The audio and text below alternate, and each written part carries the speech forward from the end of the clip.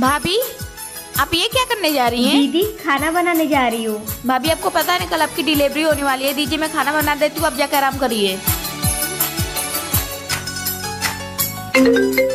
भाभी, छोटी का कॉल आ गया। हाँ छोटी, बोल। कल भाभी का डिलीवरी होने वाला है, याद रहे लड़का ही होना चाहिए। अरे तू टेंशन क्यों लेती है, लड़का ही होगा।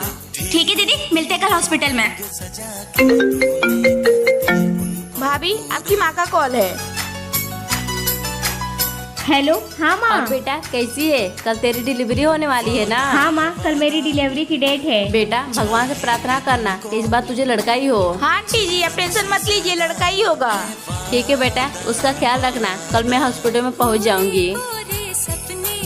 दीदी अगर लड़की हुई तो? भाभी, लड़की हुई तो इस घर में लक्ष्मी आएगी, और लड़का हुआ तो हमारे घर का वंश बढ़ेगा, और हमारे घर का वंश बढ़ाना बहुत जरूरी है।